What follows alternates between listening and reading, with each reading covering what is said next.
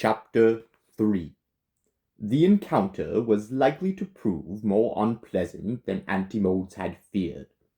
One of the boys, the one Antimodes assumed was the elder, was an attractive child, or would have been had he not been so extremely dirty.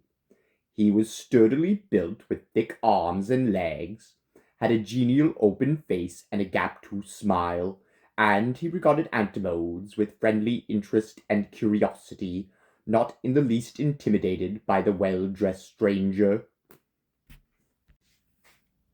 "Hello, sir. Are you a wizard? Kit says you're a wizard. Could you do some sort of trick? My twin can do tricks. Would you like to see him? Race, do the one where you take the coin out of your nose and—" "Shut up, Caramon," said the other child in a soft voice, adding with a frowning glance, "You're being foolish." The boy took this good-naturedly. He chuckled and shrugged, but he kept quiet.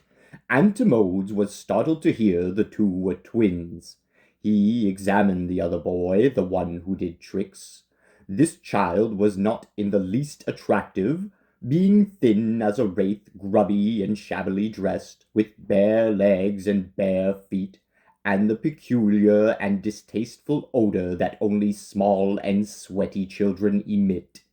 His brown hair was long, matted, and needed washing. Antimodes regarded both children intently and made a few deductions. No loving mother doted over these boys, no loving hands combed that tangled hair, no loving tongue scolded them to wash behind their ears. They did not have the whipped and hangdog air of beaten children, but they were certainly neglected. "What is your name?"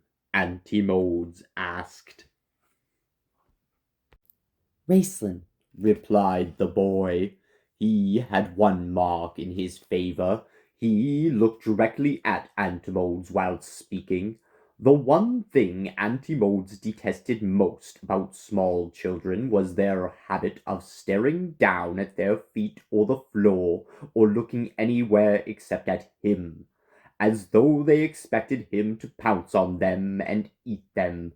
This boy kept his pale blue eyes level with those of the adult, held them fixed and unwavering on the Archmage.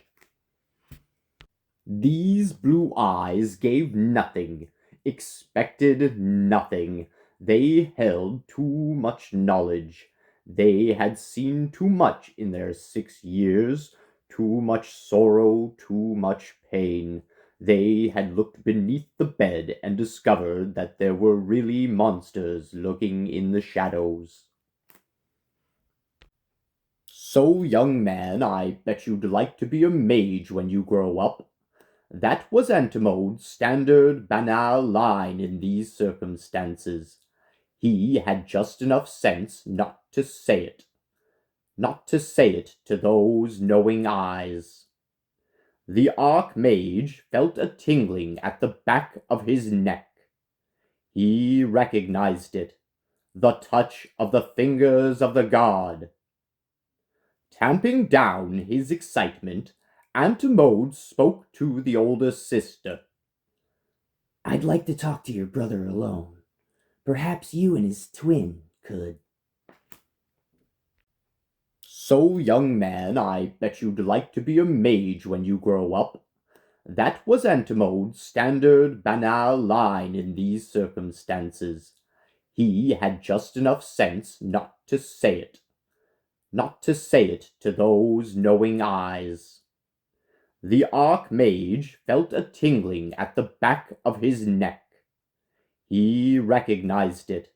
The touch of the fingers of the god. Tamping down his excitement, Antimodes spoke to the older sister. "I'd like to talk to your brother alone. Perhaps you and his twin could." "Sure," said Kitiara immediately. "Come on, Caramon." "Not without Raceland," Caramon said promptly. "Come on, Caramon." Kitiara repeated impatiently, Grasping him by the arm, she gave him a yank. Even then the boy held back from his sister's strong and impatient tug. Caramon was a solid child. It seemed unlikely that his sister would be able to budge him without resorting to a block and tackle. He looked at Antimodes. We're twins, sir. We do everything together. Antimodes glanced at the weaker twin to see how he was taking this. Racelin's cheeks were faintly flushed. He was embarrassed, but he also seemed smugly pleased. Antimodes felt a slight chill. The boy's pleasure in his brother's show of loyalty and affection was not that of one sibling's pleasure in the love of another. It was more like the pleasure a man takes in exhibiting the talents of a well-loved dog. Go on, Caramon, Racelin said. Perhaps he'll teach me some new tricks. I'll show them to you after supper tonight. Caramon looked uncertain. Racelin cast his brother a glance from beneath the thatch of lank uncombed hair. That glance was an order. Caramon lowered his eyes. Then, suddenly cheerful again, he grabbed hold of his sister's hand. I hear Sturm's found a badger hole. He's going to try to whistle the badger out. Do you think he can do it, Kit? What do I care? She asked crossly. Walking off, she smacked Caramon a blow on the back of his head. Next time, do as I tell you. Do you hear me? What kind of soldier are you going to make if you don't know how to obey my orders? I'll obey orders, Kit, said Caramon, wincing and rubbing his scalp. But you told me to leave Raceland, you know. I've got to watch out for him. Antimodes heard their voices arguing all the way down the stairs. He looked at the boy. Please, sit down, he said. Silently, Racelin slid into the chair opposite the mage. He was small for his age. His feet did not reach the floor. He sat perfectly still. He didn't fidget or jitter. He didn't swing his legs or kick at the legs of the chair. He clasped his hands together on the table and stared at Antimodes. Would you like something to eat or drink? As my guest, of course, Antimodes added. Racelin shook his head. Though the child was filthy and dressed like a beggar, he wasn't starving. Certainly his twin appeared well fed. Someone saw to it that they had food on the table. As for the boy's excessive thinness, Antimodes guessed that it was the result of a fire burning deep down in the inner recesses of the child's being, a fire that consumed food before it could nourish the body, a fire that left the child with a perpetual hunger he did not yet understand. Again Antimodes felt the sanctifying touch of the god. Your sister tells me, Racelin, that you would like to go to school to study to be a mage. Antimodes began by the way of introducing the topic. Racelin hesitated a moment, then said, Yes, I suppose so. You suppose so? Antimodes repeated sharply, disappointed. Don't you know what you want? I never thought about it, Racelin replied, shrugging his thin shoulders in a gesture remarkably similar to that of his more robust twin. About going to school, I mean. I didn't even know there were schools to study magic. I just thought magic was He searched for the phrase. A part of you, like eyes or toes. The fingers of the god hammered on Antimode's soul, but he needed more information. He had to be sure.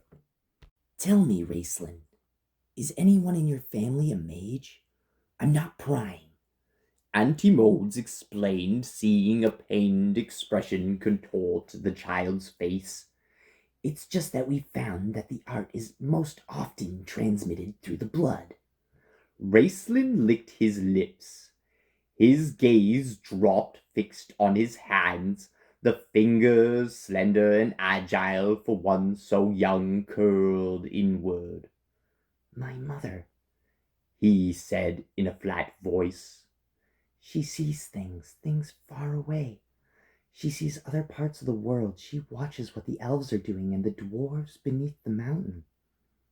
She's a seer, said Auntie Modes. Raceland shrugged again. Most people think she's crazy. He lifted his glance in defiance, ready to defend his mother. When he found Auntie Modes regarding him with sympathy, the boy relaxed and the words flowed out, as if a vein were cut open. She forgets to eat sometimes. Well, not forgets exactly. It's like she's eating somewhere else. And she doesn't do work around the house. But that's because she's not really in the house. She's visiting wonderful places, seeing wonderful, beautiful things. I know. Raceland continued. Because when she comes back, she's sad, as if she didn't want to come back. She looks at us like she doesn't know us sometimes. Auntie Modes sipped his drink, using the mead as an excuse to keep silent until he had regained control of his anger. It was an old story, one he'd seen time and again. This poor woman was no different from countless others. She had been born with the art, but her talent was denied, probably ridiculed, certainly discouraged by family members who thought all magic users were demon spawn. Instead of receiving the training and discipline that would have taught her how to use the art to her benefit and that of others, she was stifled, smothered. What had been a gift had become a curse. If she were not already insane, she soon would be. There was no longer a chance to save her. There was yet a chance to save her son. What work does your father do? Auntie Modes asked. He's a woodcutter. Raceland answered. Now that they had shifted topics, he was more at ease. His hands flattened on the table. He's big like Caramon. My father works really hard. We don't see him much. The child didn't appear overly distressed by this fact. He was silent a moment, then said, his brow furrowed with the seriousness of his thought process. This school, it isn't far away, is it? I mean, I wouldn't like to leave Mother for very long. And then there's Caramon, like he said. We're twins. We take care of each other. I'm going to be leaving sometime soon, the sister had said. My little brothers will have to fend for themselves when I'm gone. Auntie Modes clasped his hands with the god, gave Solinari's hand a deal-clenching shake. There is a school quite close by. It is located about 5 miles to the west in a secluded wood. Most people have no idea it is even there. 5 miles is not a long walk for a grown man, but it is quite a hike for a small boy. Back and forth every day. Many students board there, especially those who come from distant parts of Ansalon. It would be my suggestion that you do the same. The school is only in session 8 months out of the year. The master takes the summer months off to spend at the Tower of Wayrith. You could be with your family during that time. I would have to talk to your father, though. He is the one who must enroll you. Do you think he will approve? Father won't care, Raceland said. He'll be relieved, I think. He's afraid that I'll end up like Mother. The child's pale cheeks were suddenly stained red. Unless it costs a lot of money, then I couldn't do it. As to the money, Antimodes had already made up his mind on that point. we wizards take care of our own. The child didn't quite understand this. It couldn't be charity, Raceland said. Father wouldn't like that at all. It's not charity. Antimode said briskly. We have funds set aside for deserving students. We help pay their tuition and other expenses. Can I meet with your father tonight? I could explain this to him then. The child was so thin, so weak. A good strong gust of wind would flatten his frail frame. Magic might well be the shield that would protect this fragile person, become the staff upon which he could lean when he was weak or weary. Or the magic might become a monster, sucking the life from the thin body, leaving a dry, desiccated husk. Antimodes might well be starting this boy on the path that would lead to an early death. Why do you stare at me? The child asked curiously. Antimodes gestured for Raceland to leave his chair and come stand directly in front of him. Reaching out, Antimodes took hold of the boy's hands. The youngster flinched and started to squirm away. He doesn't like to be touched, Antimodes realized, but he maintained his hold on the boy. He wanted to emphasize his words with his flesh, his muscle, his bone. He wanted the boy to feel the words as well as hear them. Listen to me, Raceland, Antimodes said, and the boy quieted and held still.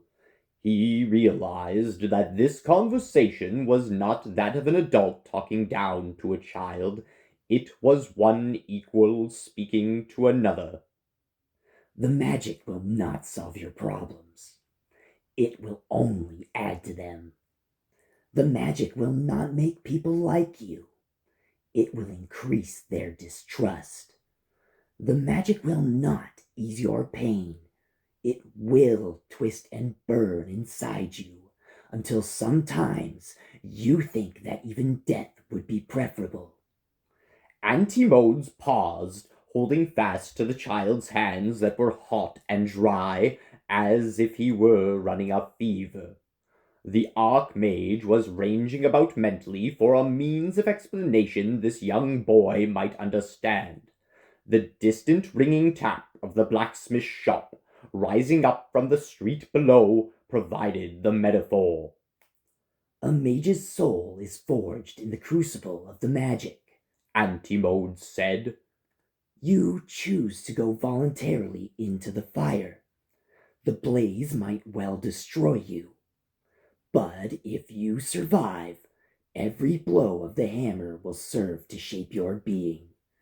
Every drop of water wrung from you will temper and strengthen your soul. Do you understand?